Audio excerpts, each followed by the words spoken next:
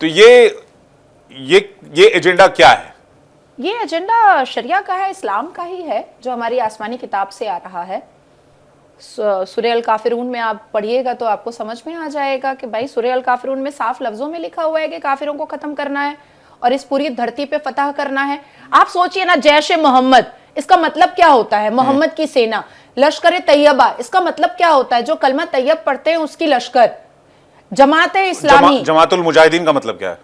ये एकत्रित होकर के जमात बना, मुजाहिदीनों का जमात। हाँ, जमात इस्लामी, इस्लाम के मानने वालों की जमात, हरकतुल इस्लाम, इस्लाम के मानने वालों की हरकतें। अब ये भी तो सोचिए ना कि ये जितने भी नाम हैं ये तो इस्लाम से जुड़े हुए हैं, प्रॉफिट मोहम्मद से जुड़े हुए हैं और अल्लाह से जुड़े हुए हैं ये सारे नाम। तो ये तो वही कर रहे हैं जो इन्होंने आसमानी किताब में पढ़ा है। इस पूरी पृथ्वी को मुसलमानों की पृथ्वी बनानी है। ये उम्मा का कॉन्सेप्ट है। एग्जैक्टली। और ये सिर्फ ऐसा नहीं है कि ये सिर्फ शरिया में लिखा हुआ है, ये हमारे अल कुरान में खुद लिखा हुआ है, बिल्कुल लिखा हुआ है। सूरह अल काफिरून उठा करके पढ़े, सूरह अल अनफल उठा करके पढ़े कि कैसे लूटना है, मारना है, काटना है, खत्म करना है। यहां तक कि कई आयतों में यहां तक लिखा हुआ है कि अगर आपके सामने कोई काफिर आ जाए तो आप उसको ऐसे सिंपल मत मारो, आप उनको डुबाओ, उनको उनकी चमड़ियां उधेड़ो, उनको गर्म पानी में उनको डालो और उसके बाद फिर उसको मृत्यु दंड दो। अब उस प्रोसेस में अगर वो इस्लाम कबूल कर लेता है तो मतलब वो सूरह तौबा में आ जाता है कि अगर वो इस्लाम कबूल कर लेता है तो अल्लाह बहुत बड़ा है, उसको बख्शने वाला। और अगर तब भी वो इस्लाम बांग्लादेश में भी तो शायद कुछ यही खबरें मिल रही हैं कि सबको कहा जा रहा है कि आप इस्लाम कबूल कर लो, ऑब्वियसली। वरना आप सोचो ना कि प्रोफेसर जो वहां के हैं उनको या तो आप रिजाइन करो या तो इस्लाम कबूल करो। वहां पर जितने 2 फुट या 3 फुट या मौलाना है वो क्या कह रहे हैं कि आईएएस की सीट पर वो बैठेगा जो ला इलाहा इल्लल्लाह मुहम्मदुर रसूलुल्लाह पढ़ना जानता होगा, आईपीएस के चेयर पर वो बैठेगा जो अशहदु अल्ला इलाहा इल्लल्लाह व अशहदु अन्ना मुहम्मदन अब्दुहु व रसूलुहु पढ़ना जानता होगा।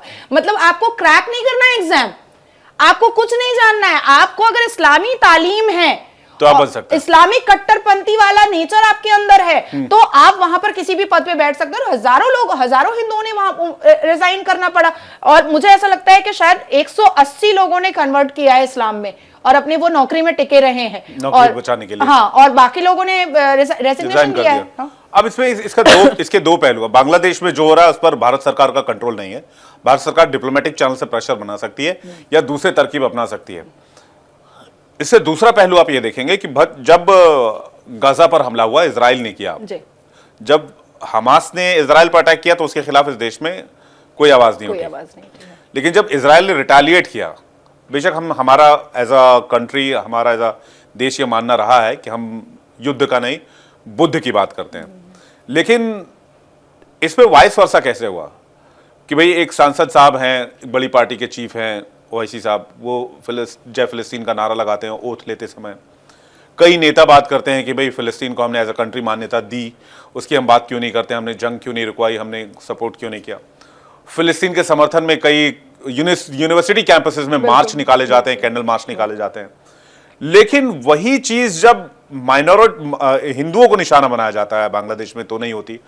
रईसी में बस पर अटैक किया जाता है, जम्मू के रईसी में बस पर अटैक किया जाता है तो श्रद्धालुओं की मौत होती है तो उस पर नहीं होता है।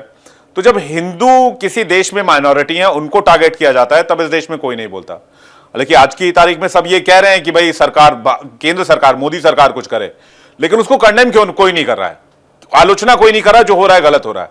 कुछ एक पार्टियां कर रही हैं, लेकिन एक मौलानाओं की बड़ी जमात है, उनमें से भी कुछ है जो कर रहे हैं, लेकिन खुलकर कोई कुछ नहीं कह रहा कि भाई ये जो हो रहा है ये गलत हो रहा है और ये धर्म के खिलाफ है, ये जो कर रहे हैं वो अधर्म कर रहे हैं, अधार्मिक कर रहे हैं।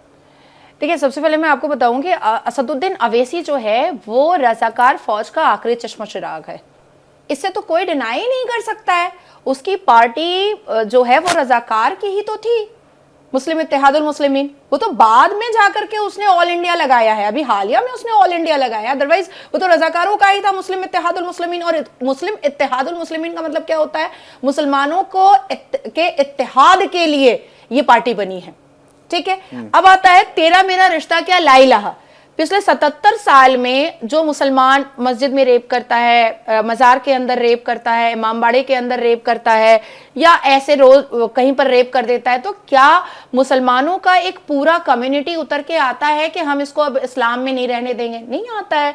अब मुसलमानों में हम देखते हैं कि कोई पार्लियामेंट में अटैक करने चला जाता है, कोई 93 सीरियल बॉम्ब ब्लास्ट कर देता है, कोई आतंकवादी हरकत करता है, कोई आतंकवादी एक्टिविटीज सिखाता है पीएफआई का बन करके। तो क्या हमारे देश के मुसलमान रोड पर उतरते हैं कि हम इनको मुसलमान नहीं मानते?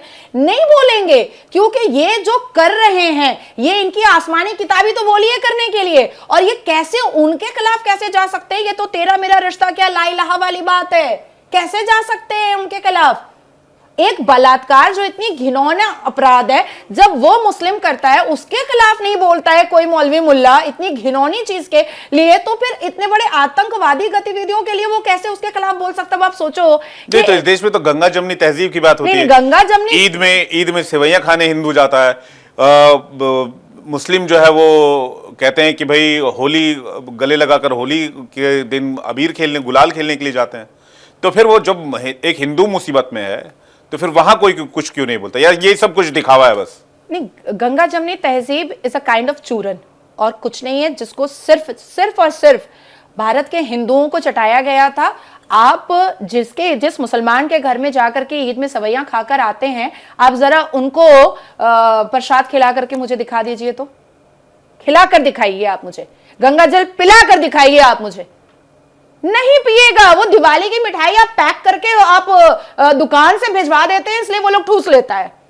लेकिन आप जो प्रसाद जो चढ़ावा है, जो आपके भगवान की प्रतिमा से उठ करके आता है, और गंगा जल आप पिला के दिखा दीजिए तो मैं मान जाऊं। ये कोई गंगा जमनी तहजीब नहीं है, ये भारत के हिंदुओं को बेवकूफ बनाने की एक स्ट्रैटेजी थी। That's it.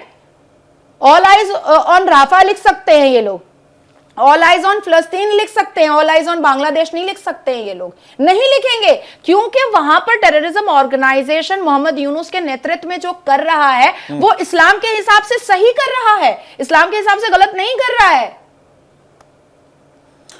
अब आज की स्थिति में क्या वहां के हिंदुओं के पास कोई ऑप्शन नहीं है? या तो वो कन्वर्ट हो जाए या मरने के लिए तैयार है। नहीं, मुझे ऐसा लगता है कि हिंदुओं को अब एकत्रित होना पड़ेगा, और जो एक स्लोगन योगी जी का था कि बटेंगे तो कटेंगे, ये बांग्लादेश के हिंदू या हमारे दुनिया में कहीं पर भी हिंदू मेजॉरिटी है, 3 मिलियन से ऊपर तो सऊदी अरबिया में भी है, तो हर जगह के हिंदुओं को ये स्लोगन रट लेना पड़ेगा कि बटेंगे तो कटेंगे। अब देखिए आइस्कॉन टेम्पल के जो सबसे बड़े प्रभु थे, जिनको 14 दिन के लिए चिन्मय, उनके साथ भी मैं कई बार मैं लाइव पे बैठी, तो उनसे जब मेरी बात हुई तो मैंने यही कहा कि आप जो कर रहे हैं उससे मोहम्मद यूनुस डर रहा है।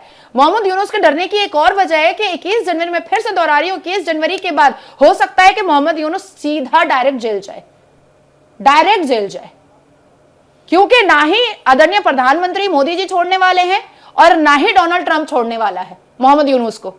मोहम्मद यूनुस एक टेररिस्ट है और वो एक स्लीपर सेल वाला काम कर रहा है। मोहम्मद यूनुस कोई पीस वाला, वो नोबेल आदमी नहीं है वो।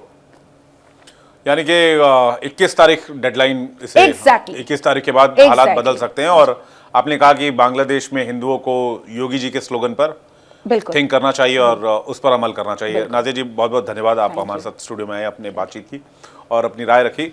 तो बांग्लादेश के हिंदुओं को अपनी सुरक्षा के बारे में खुद सोचना होगा अगर वहां पर यूनुस सरकार रह जाती है लंबे समय तक के लिए। हालांकि भारत की नज़र लगातार वहां की स्थिति पर बनी हुई है और भारत डिप्लोमेटिक चैनल से लगातार प्रेशर बनाने की कोशिश कर रहा है कि वहां की सरकार एक्शन ले